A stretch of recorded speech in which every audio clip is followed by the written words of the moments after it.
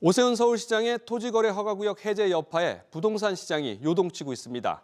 강남 3구 아파트 매매 가격이 7년 만에 최대 상승폭을 기록했고 서울 전역 집값까지 자극하면서 지난달 서울 아파트 평균 매매 가격은 13억 원을 돌파해 역대 최고치를 경신했습니다.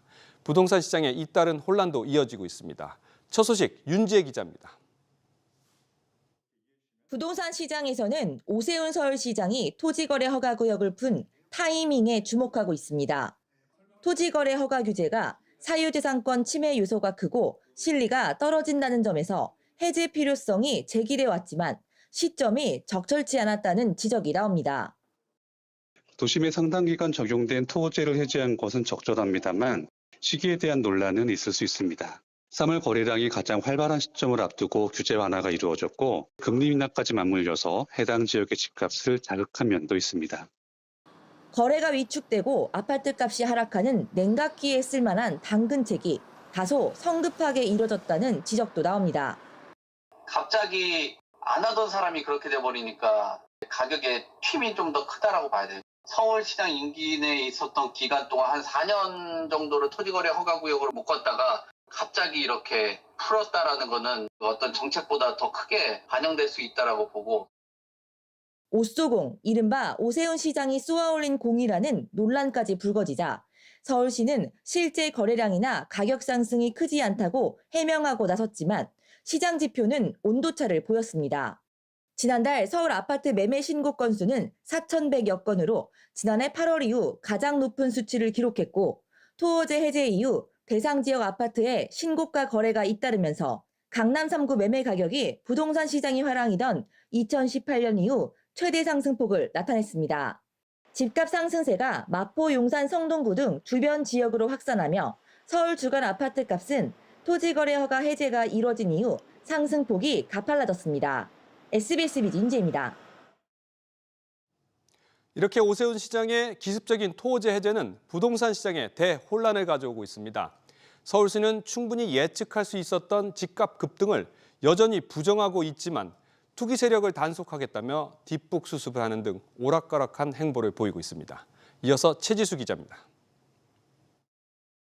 토지 거래 허가가 해제된 이후에 부동산 가격이 조금 오른다 하는 보도들이 지금 잇따르고 있습니다만은 거래된 물량을 확인해 보면 다소 너무 앞서가는 경향이 있습니다. 3개월에서 6개월 더 예의주시하면서 이렇게 서울시는 집값 급등이 호가 위주로 취재된 것이라며 오히려 시장의 과도한 해석을 지적했지만 이번 주 강남 3구 아파트의 매매 가격이 7년 만에 가장 큰 폭으로 뛰는 등 통계로도 집값 상승이 뒷받침되고 있습니다. 서울시는 투기 세력 단속을 위해 부동산 현장 점검을 강화하겠다는 등 같은 말만 되풀이하고 있습니다. 또 어제 서울시는 정부 관계당국과 부동산 점검 회의를 열고 과도한 가격 상승이 계속될 경우 토허제 재지정 추진을 검토할 수 있다고 재규제 의지까지 밝혔습니다. 정책을 되풀이한다라는 메시지가 나오기는 하는데 시장이 혼란스러울 수는 있겠죠. 결정되지 않는 사항들을 발표를 하기보다는 정말 과열이 된다라고 했을 때 맞는 규제를 검토해보는 것이. 토어제 해제 여파로 집값이 갑자기 요동치면서 가계대출마저 크게 불었습니다. 지난달 금융권 주택담보대출이 전달보다 5조 원 늘며 증가폭을 키웠는데 시장에선 기준금리 인하와 맞물린 서울시의 토어제 해제 여파를 주범으로 보고 있습니다. SBS 비즈 최지수입니다.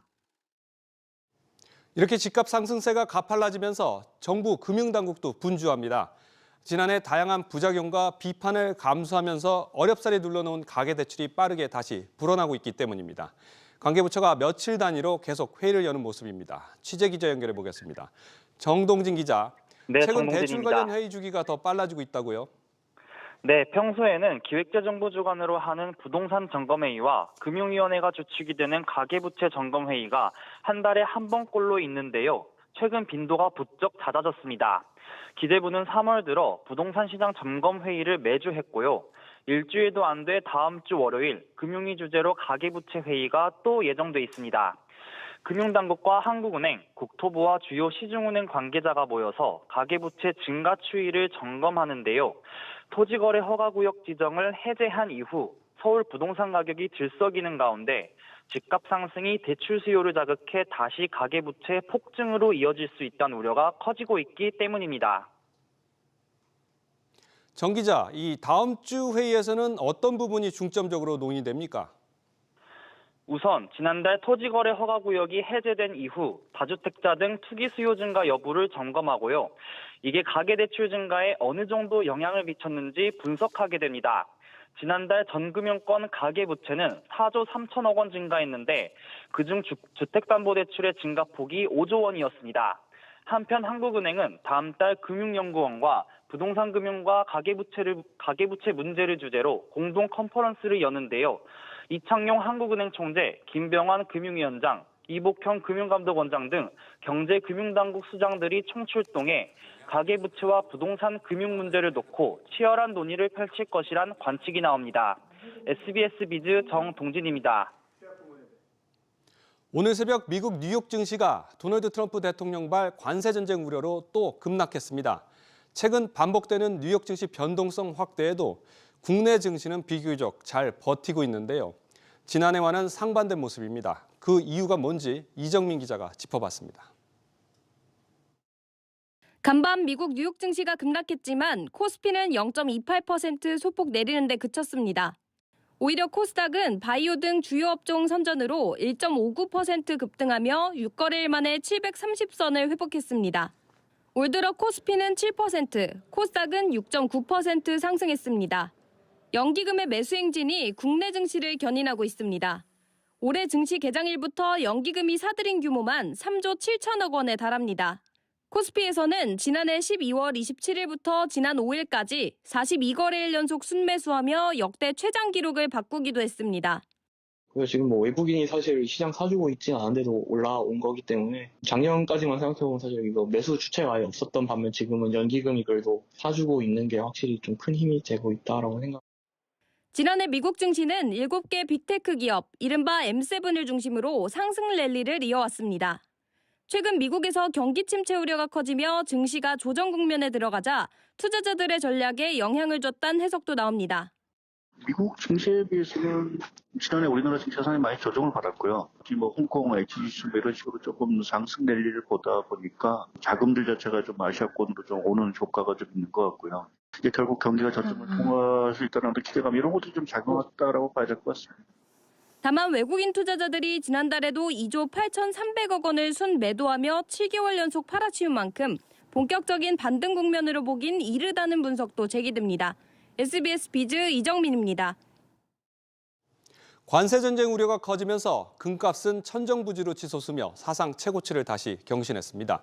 도널드 트럼프 미국 대통령이 쏘아올린 공에 안전자산인 금 가격이 또다시 치솟은 건데요. 이한나 기자입니다. 금값이 온스당 3,000달러를 돌파하면서 올해만 13번째 신고가를 기록했습니다. 금값은 지난해 초 2,000달러 선에서 1년 만에 30% 올랐고 올해 들어선 3,000달러대로 15% 상승했습니다. 트럼프 행정부의 관세 정책이 보복의 재보복 위협으로 이어지며 안전자산인 금값 수요를 높였습니다.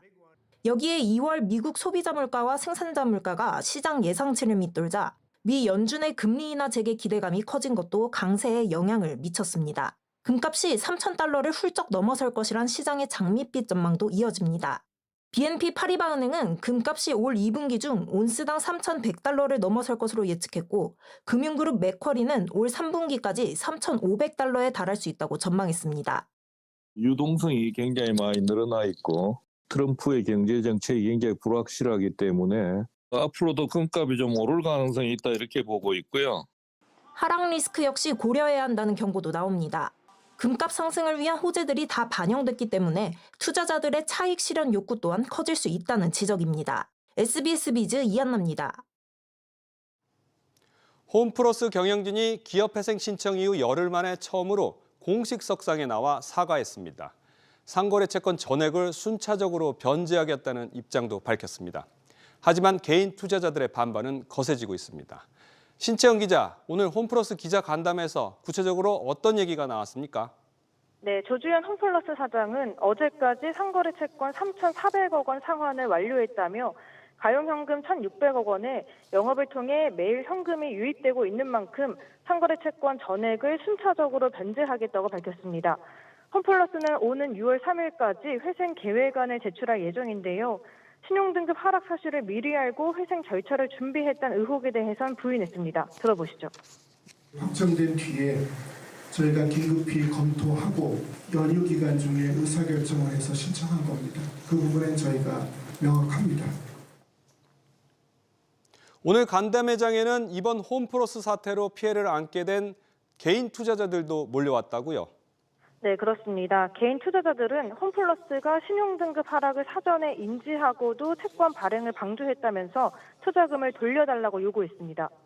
홈플러스와 김병주 회장은 당장이라도 피해자들에게 사과하고 사죄를 털어서라도 상거래 채권인 전단체를 매입한 모든 피해자에게 피해액 전액을 즉각 반환해 주기 바란다. 하지만 오늘 간담회에서 김광일 MBK 부회장은 김병주 회장의 사대출안 요구에 대해 답변이 곤란하다면서 전자단기사채가 상거래 채권인지 금융채권인지는 법원에서 판단할 것이라고 말했습니다. 이런 가운데 김병주 회장은 오는 18일 국회 정무위원회 현안 질의의 증인으로 채택됐지만 해외 일정을 이유로 불출석할 전망입니다. SBS 비즈 신청환입니다. 먹거리 가격이 계속해서 오르고 있습니다. 이번에는 맥도날드가 10개월 만에 또 대표 제품 가격을 올립니다. 식품값 인상이 그칠 줄을 모르면서 이 탄핵 정국 속에서 국민 먹거리를 책임지는 농림축산식품부가 물가 안정 역할을 제대로 하고 있지 못하고 있다는 지적이 나옵니다. 이정민 기자의 보도입니다. 소중한 지인에게 마음을 전하는 화이트데이라지만 초콜릿마저 가격이 부담됩니다. 회사 동료들한테도 이렇게 주고 싶은데 너무 비싸지니까 그냥 한 통 큰 걸로 그냥 뿌리거나 그냥 그런 식으로 하는 것 같아요. 비싸가지고 요새 너무 비싸서 네. 자그맣게라도 마음 표현하고자 가성비 좋은 걸로. 초콜릿의 원료인 코코아 가격이 뛰면서 롯데 웰푸드는 지난달 빼빼로와 가나 초콜릿 등을 평균 9.5% 올렸습니다. 과자와 아이스크림, 커피 등 가벼운 간식뿐 아니라 외식 메뉴들도 줄줄이 인상입니다. 버거킹에 이어 맥도날드는 오는 20일부터 20개 메뉴 가격을 평균 2.3% 올립니다. 앞서 가격을 올린 지 10개월 만에 추가 인상으로 가성비 외식 메뉴였던 패스트푸드 햄버거 세트 가격이 8,000원 전후로 비싸지는 겁니다. 정부의 물가 관리가 좀 느슨해진 틈을 타서 특히 식품회사, 대기업들이 가격을 올리고 있고요. 아무래도 이제 정부가 고삐를 딱 틀어잡고 있으면 자제를 하거나 빈도를 줄이거나 이렇게 하죠. 농림축산식품부 장 차관이 잇따라 식품업계를 불러 모아 인상 자제를 당부하고 있지만 아랑곳하는 인상 릴레이에 소비자 부담은 갈수록 커지고 있습니다. SBS 비즈 이정민입니다. 내수 침체에 이렇게 물가 부담이 가중되는 가운데 경기 상황도 계속해서 안 좋아지고 있습니다. 국책 연구기관인 KDI에 이어서 정부도 경기 하방 압력이 커지고 있다고 진단했는데요. 특히 그동안 내수 부진에도 그나마 우리 경제의 버팀목 역할을 해주던 수출 증가세마저 둔화하고 있다고 봤습니다. 정보윤 기자, 이 정부의 경기 판단 어떻게 나왔나요? 네, 정부는 비상계엄 사태 이후 넉 달째 우리 경기의 하방 압력이 커지고 있다고 분석했습니다. 지난달 경기 진단과 비슷한 가운데 수출 증가세 둔화라는 표현이 더해지며 우려가 커졌는데요. 실제 지난달 수출은 1% 증가했지만 일평균 기준으로 보면 5.9% 감소했습니다. 지난해 8% 넘게 큰 폭으로 늘었던 수출 흐름이 눈에 띄게 둔화하고 있는 건데요. 정부는 미 트럼프 2기 행정부의 관세 부과 조치가 현실화하면서 통상 리스크가 커지고 있는 점을 반영했다고 설명했습니다. 수출 증가세 둔화 표현이 이번에 추가됐는데 내수는 어떻게 진단이 됐습니까? 네, 기획재정부는 지난달에 이어 소비, 건설 투자 등 내수 회복이 지연되고 취약 부문 중심 고용 애로가 지속되고 있다고 진단했습니다. 1월 산업활동 동향 주요 지표를 보면 전산업 생산과 소매 판매, 설비 투자가 각각 2.7%, 0.6%, 14.2%씩 감소했는데요. 다만 카드 승인액이 1년 전보다 6% 넘게 증가한 점과 승용차 판매량이 늘어난 점은 2월 소비 측면에 긍정적으로 작용할 것으로 내다봤습니다.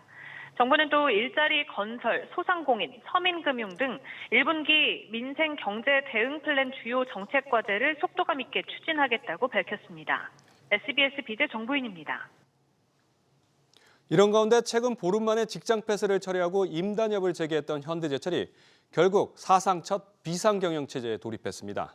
이 와중에 오늘 포항 공장에서는 근로자가 숨지는 안타까운 사고까지 겹쳤습니다.